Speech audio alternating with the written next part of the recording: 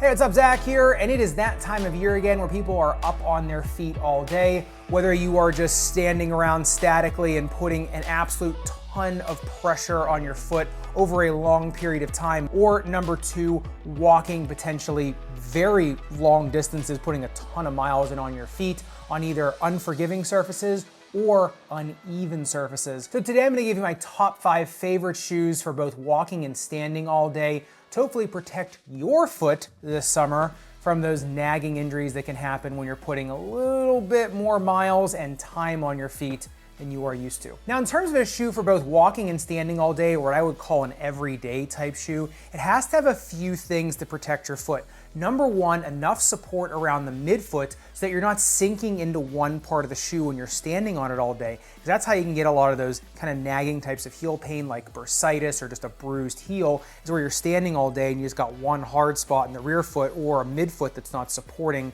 both your forefoot and your midfoot. Because the same thing can also happen in the front part of your shoe to the ball of your foot. That's where you can get neuromas, stress fractures, bursitis, things like that. The next thing it has to have is a dense, cushioned foam, not super soft cushion, right? Not just like a memory foam pillow to where you're going to kingdom come, but it has to have dense cushion to where it's structural, to where the muscles in your leg aren't having to fire all the time to keep you stable, but also not a brick either, to avoid some of the issues I talked about first. The last thing is it has to be able to actually fit your foot. You don't want your foot crammed in a shoe all day to where your feet are cramping all day and you're having to loosen the laces or take your foot out of the shoe constantly. So what all these shoes in this list boil down to is comfortable support. And coming in at number 5 is the Altra Torin 8. Now this shoe has the least support of all the ones on this list, I think. You can just bend it here in the midfoot. The thing is because it has more of the anatomic toe box and it does give your big toe a better mechanical advantage, and it's able to spread the load out in the midfoot and the forefoot, plus it's got a really wide rear foot and forefoot. The shape of the shoe, the ergonomics of the shoe is what provides all the support, plus it's got a little more of the anatomic toe box, so you can spread a little bit out, so your feet can spread out a little bit better, and it breathes really well, plus you're not gonna get the cramping in the rear foot. Now, Altra's foam is nice and dense, but it's pretty supportive, and you can fit an orthotic in this really no problem. So it'll also give you a couple of my favorite orthotics too for standing and walking all day. But you can get an orthotic in this really easy, but just on their own, just with the shaping of the shoe, they can do really well, especially if your feet swell during the day, or if you're someone, like I said, standing a ton during the day, and gravity is just putting an absolute hurt on the south pole of your body. All right, now coming in at number 4, this shoe's a little bit of a different philosophy versus something like the Altras. It is one of the only max cushion shoes that I really trust and I really, really like, and it is the Nike Structure Plus. Now, if the camera is picking it up, these are just worn to kingdom come. I have just worn these so much recently. I cannot get enough of them. I'll probably buy another pair too. Now, number one, they breathe exceptionally well. They do have a lot of width in the midfoot. The shape of them on the bottom is wide from rear foot, midfoot, and into forefoot, kind of like that Brooks philosophy. Now, they are a little bit more of a traditionally tapered shoe, but they are wide enough in the midfoot that you're not gonna cramp. Now, yes, they are a little bit more max cushion. They do have Zoom X and React X foam, which traditionally I am not even that big of a fan of, but once again, kind of like the Altras, it's the shaping of them. It's the shape of the midfoot of these shoes that keeps them so stable on foot, and with the tuning of the foams in them, they are dense enough that they hold up so well. So torsionally, they're really good. In terms of walking, they're fantastic. In terms of just standing all day, which I do a lot, they're fine too. To me, this is one of the better overall shoes out there. So if you want that kind of cushioned feeling underfoot, like a lot of the max cushion, like super soft memory foam type feeling shoes, you really like that cushion feel. It's just that it can really wreck the tendons on the outside of your foot, the main stabilizers of your foot. These ones, you get that cushioned feel, but you don't have to sacrifice the tendons in your leg, right? Your Achilles isn't gonna suffer for it.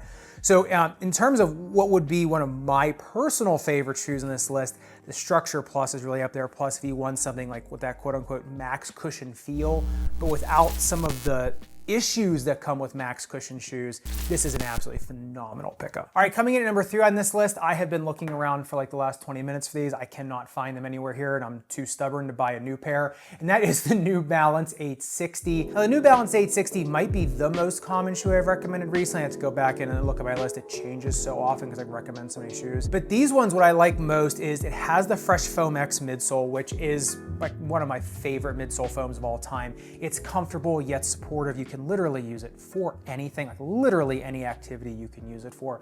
But it also has a nice thin plate that goes through it. Now I hesitate to call it a shank, just like right in the middle, because it does go throughout a little bit more of the shoe. And so it just does give the shoe a little bit more structure. It keeps the Fresh Foam X a little bit more resilient for longer. So if you're really pounding these shoes, especially day after day after day, they're gonna stay a little bit more resilient than maybe some other shoes on this list. Plus they come in widths, they're incredibly breathable, they break in fantastic, and Fresh Foam X redistributes pressure so well. So just kind of like the Nike Structure Plus, where you can kind of get the feel of more max cushion, but you are not getting the issues of max cushion. It gives you some of the benefits of a rocker bottom without any of the issues of a rocker bottom, because I typically do not recommend rocker bottoms except for very specific circumstances.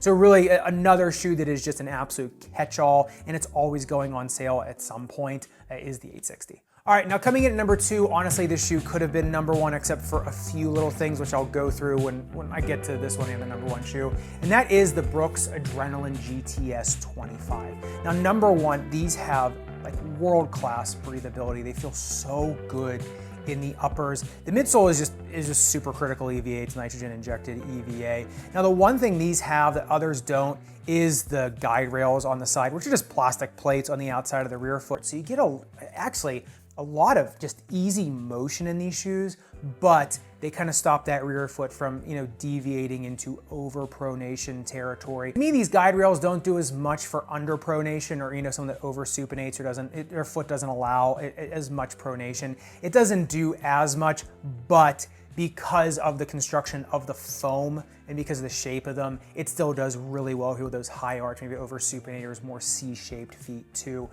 To me, this is probably on this list the best all-around shoe for any activity. A little bit better than the 860 because I like the guide rails philosophy better than the full length, not full length, but that midfoot plate philosophy. I like Fresh Foam X a little bit better than the DNA Loft foam. So it's kind of like, it's a little bit of dealer's choice there, but to me, these are just a little bit better for more people, for more activity. But no matter if you're standing all day or walking all day, especially on uneven surfaces, these guide rails on uneven surfaces do so well. So if you're not really sure what you're gonna be getting into and you're like, what shoe should I buy? This is just such like a easy, just snap judgment recommendation on this, just because it can really help in terms of number 1, instability, pain, but also just ease of walking, standing, or jogging. All right, before I get to the number 1 shoe, I do want to give out 2 honorable mentions. Number 1 is the New Balance 9060. This is a little bit more of a casual sneaker. The adsorb foam in them is not as plush and comfortable with some of these other foams on this, but it does have a ton of support and structure to it. So if you throw an orthotic in the 9060, I mean, they're gonna be fantastic. I've had my pair for, I think, going on 3-4 years now, and I absolutely love them. And so if you're looking for more like a casual sneaker, something a little bit more you can dress up or dress down, that one is a super pickup. The next one would be the Adidas Ultra Boost. Ultra Boost recently, they've been doing the slipper tongues, and I hate slipper tongue shoes for the most part, but a lot of people really like them and they breathe very well. Plus, the boost on the bottom is so lively. It's got that nice X plate on the bottom of them. My wife absolutely loves hers, and she doesn't mind the slipper tongue. So if you're someone that doesn't mind more that one-piece woven upper construction, they do breathe exceptionally well. Like they're fantastic for that. So if you're someone that likes those, the Ultra Boost is also gonna be just such a great pickup for you. All right, but coming in at number 1, this shoe really has something for everybody, and that is the Nike ACG Zagama. Now, number 1, this is a Nike with more of an anatomic toe box, so you're getting a lot of the same benefits of the Ultra, but it is a little bit more stable in the midfoot. Number 1, it's got a medial and lateral flange in the forefoot to keep it stable, and same thing on the bottom. It is so nice and wide from the rear foot through the midfoot, then goes into more of an anatomically shaped toe box. And so the stability in these absolutely fantastic. The Zoom X cased by the Cushlon is so supportive in this thing because once again, the shaping, the rubber that comes up over you here and here, the rear foot's got a flange too, plus they grip so well on the bottom. It's not because it's Vibram made, it's because it's got the lugs have all these nubs on the bottom of them. It has really nice grips. And really no matter if you're on unforgiving surfaces, if things are uneven, slick surfaces, things like that, really if you want to take these literally anywhere, you can. And so these are just the best like catch-all shoe. In terms of the feeling underfoot, they don't have as much of like a plush, like a super plush feeling under them. It's a little bit more a tensile, almost like a bounce house feeling underfoot, but break it in for one day and they get a little bit more of that plush feeling, but they retain that supportive feeling underfoot. To me, I like that more because it feels like the support of something, maybe like the 90-60 or the Adrenaline, but also like the comfort of something like the Structure Plus. Really everything about these I've just absolutely loved, and this has been one of my favorite shoes for a while now, and it's one of these shoes that Nike just hasn't done a ton different with over the years. They kind of kept it what's best with them, and so these ones are just such an easy recommendation. Number two, because they have their own arch built into them. It's more of a zero drop shoe, but the arch is nice, long, and spanning in these. So yes, you can get an orthotic and that's great, but even without an orthotic, they're gonna offload the rear foot and the forefoot really well. So no matter if you are walking, standing, or jogging in these, running in these, hiking in them, they're just gonna be so nice and protective for your foot over the long haul. All right, but I'd love to know what your favorite shoes are for walking and standing all day. Let me know in the comments down below. That way when people see this video, they've got that many more recommendations. And if you want to take a deeper dive into the ACG Zagama, I'll leave that video linked right here. And if you want to see what I think are the biggest lies about Max Cushion shoes, speaking of, I'll leave that video linked right here. I'll see you in the next one.